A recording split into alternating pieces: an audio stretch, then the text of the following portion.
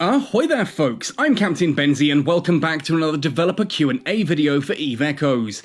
This week I've not read any of the questions ahead of time. I saw the word Nesta in one of the questions, so that's why I'm using this graphic, but this is pretty much going to be a live reaction one as well, because we got sent this one a little bit late today, and yeah, I'm just going to basically grab my phone, go through this. I am trying this as a... no...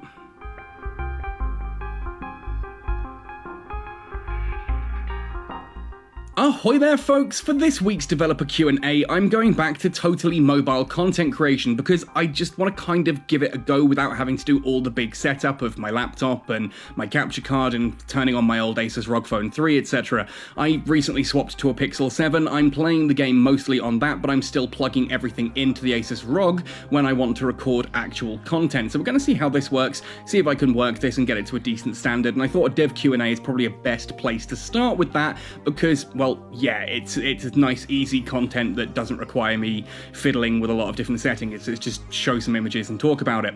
Now, developer Q&As, every single week, the developers take a series of questions posed by you, the community. They respond to those questions and then post the responses to the official Eve Echoes Facebook page, Twitter account, for as long as that's going to be active with how things are going over on Twitter, and on Discord and in-game. I go through them every week and I talk about what these questions and answers could mean for the quality of the game, whether I think they're good things or bad things, and I kind of justify this by the fact that because I do this so often, because I talk to the devs, because I'm involved in like the Discord AMAs and that I can add a little bit of extra sort of connotation to what's going on. I can talk about what these are doing while referencing previous ones to give a bit of a better look than just answering the questions because they can be pretty vague.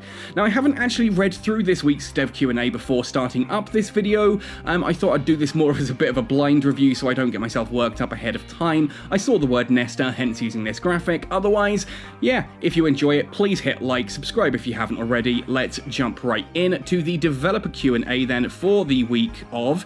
oh, crikey, having difficulty moving around on this, still getting used to this phone, Pixel 7, absolutely love it, but hey. Weekly developer Q&A for the 8th of November through to the 14th of November. Crikey, I couldn't even remember which month was the 11th one there. Which month are we in? Oh my goodness, time is going past so quickly. Question number 1 then. Hello Eve Echoes team, I love the game and want to make it better. This is my suggestion. When we're reverse engineering something expensive like a Nesta, oh there we are, we can get up to a point but never 100%. In a long run it's balanced, but single failure costs too much for just one RNG try.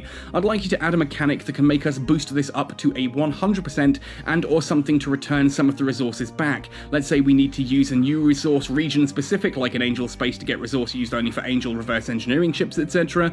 This will make the regions attractive for more wars, invest more in resources for more secure RE run, and something to mine, explore, fight for to sell on the market so players in other regions can buy it. Thanks in advance. Except how things are kind of working, that wouldn't happen. You'd just focus on your own and not worry about the others. Plus, you've got dead spaces which can cross-pollinate across there anyway.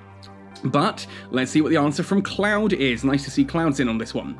In our current future vision for reverse engineering, there are plans to add more decryptor and structure bonuses to further improve the success rate. However, at the moment that figure is unlikely to rise to 100% because it makes it hard to control the final balance, please understand. We'll continue to observe the feedback of reverse engineering. And they're not wrong here. It's a case of, if you look at the game, it's usually balanced around having 555 in the stats, plus then all of the bonuses you can get, and making it up to a theoretical 100%. Now, I do kind of wish that there were a more of a sliding scale on this one. I think, honestly, the best way to do this would be that, say, one of them, one would give you a 50% chance, 2 would give you a 25% chance, 3 would give you an 85% chance, 4 would give you a 90% chance, 5 would give you a 93% chance, 6 would give you 95, 7 would give you 98, 8 would give you 99, and then 10 would give you 100, so it's kind of a logarithmic scale to it.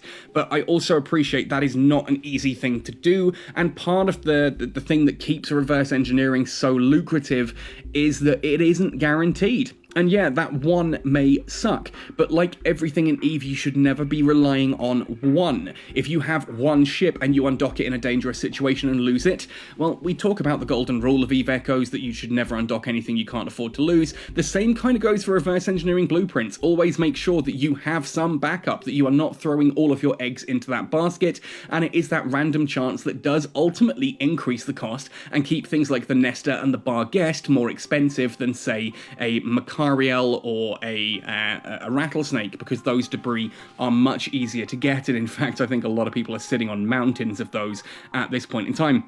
I do see both sides of this one, and I kind of appreciate that getting it to 100% would be comfortable for people, but it does need to come at a much higher scaling cost. Just like how a C-type costs so much, a B-type costs a lot more, an A-type costs even more than a B-type by a significant margin, and an X-type is just ridiculously expensive. That same kind of scale needs to be applied to industry there as well, but a big part of this is that it does sometimes consume without giving anything back, therefore it needs to consume more. And I think that could work either way, but I do also appreciate Cloud is quite right. This is not an easy thing to balance because there are so many different variables on it that, you know, you're going to end up in a situation where if they're not bloomin' careful with the balance, you end up with a 120% chance to do something because you've managed to stack every single possible bonus in the game. So it's a tricky one. I kind of agree that 100% should be possible, but I understand it's not that easy. Hopefully it's something they can sort out in future. Question number 2 then, allow market transaction in wallet to show what item was bought or sold. My goodness, how many times has this question been asked?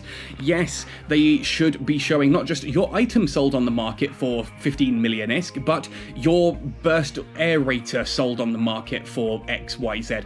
That is how it should be. They've talked about this loads. I actually thought they'd done it, in fairness, but no, I don't sell on the market often. I sell internally for the most part, or just donate.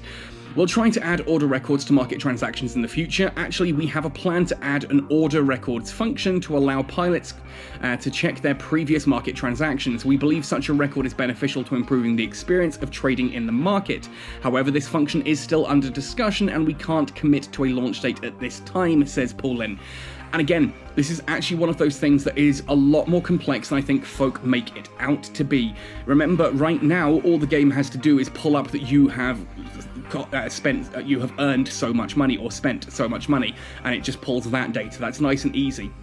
The more data you add, the more data it has to pull, and with thousands of people doing that at any time on the server, that does cause slowdowns. So this isn't a simple fix, as I think a lot of people might want to believe on this. This is quite a complex scenario. Again, it's one of those things that as optimizations happen, hopefully we'll see this kind of thing in the future. But for now, I don't know. I think it would be nice. It would definitely be nice, but it is definitely a complex thing to add. Moving on then to question number 3. Oh boy, I see the word ammunition. Suggestion: when and if ammunition types get added, which I don't think they ever will, I think that the devs' idea of implants is essentially replacing ammunition as a function, which I'm not happy about. I've spent years promoting and talking and campaigning for ammunition to be added to the game, and what we got was implants, and well, yeah, you've all seen how that worked. If ammunition types get added, make the acquisition of the ammunition for different weapons have a difficulty inversely proportional to how common the weapon is used, i.e. unprocessed noble gases as ammunition for decomposers. Question: what happens to a ship if its player logs out while in nihilist space? The answer is meant as a public service announcement, since I found out the hard way. So first of all, I think that is a bloody awful idea regarding ammunition. If they do ever add it, having it scale like that is just, that's one, ridiculously complex to actually work out. Secondly, you're looking at a situation where, if it scales, are you talking about it scaling repeatedly, at which point the materials required for certain ammunition will shift over time? Like, suddenly decomposers become popular, what, does it stop being noble gases and start becoming something else? Or are we just talking about that when it's initially created, it's set on this kind of scale? Because I think that's a really naff way of looking at things as well. You're trying to make a quick fix to a problem. The problem is that things like noble gases just don't sell. There is no demand for them. I get that. but don't try and make different ammunition try to fix that problem. Yes, look at ammunition and sit there and say, right, if they're going to add this, let's try and use some materials that are low usage. I think they should also add new materials to the game at that point as well if they're going to do ammunition. And ultimately, noble gases or things that just don't often see much use should be on that. Absolutely should be on that. It's a way to help balance that, but not with a scale. I think if noble gases are not selling at the moment, then make all ammunition use noble gases, and suddenly problem solved without all the complex mathematics behind it. Anyway, what does Cloud say? About the advice on ammunition, we have no such plans at the moment, but we will have an internal discussion to explore the feasibility. Oh, that's nice, Cloud. Not like 2 years of me pestering you for this has, ever had that result. But hey, good thing that it's happening. I would love ammunition to be in. I think implants complicate that situation immensely right now. On the other hand, the situation of different nihilist spaces are also different when you try to log out. Capsuleers are welcome to try it themselves if necessary. Oh, you troll, Cloud, you troll, not giving the answer there. If people want to find out what happens when a nihilist space closes with you in it when you're logged out, go try it. Go try it. Just be aware of the risks, eh? Moving on then to question number 4, the fourth and final question here. Could we have more variety like alternative fittings or more ships like Guardian Destroyers, Logi Frigates in faction wargames? Yeah, I agree with this. I agree with this big time. There need to be more options in faction wargames at this point to really mix things up. I think that's probably a better idea than adding new modes, if I'm being completely honest. Adding new ships, it's easier to balance, it's easier to work with, and it doesn't split the queues. In the future, says Paulin, more different fittings will be gradually added for capsuleers to choose from. Of course, we'd also like to have more saved fittings. Who doesn't love these cool fittings of our ships? Could be more.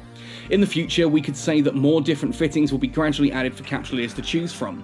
And you've just heard my Asus ROG next to me make a notification noise as well. Forgot to put that on silent. Yeah, I think this is a good thing. I think adding more versatility and variety to faction wargames is absolutely the way forward. I think that is how you make that mode more exciting. I don't think adding new modes is the answer because it splits the queue. If you've got 2 modes to choose from, then half the people doing faction wargames will do one, half will do the other, and anyone, that is going to create longer queues. Or in a worst case scenario, 70% do one thing and get decent queues, 30% do the other and just sit in queues for hours because no one is willing to play it.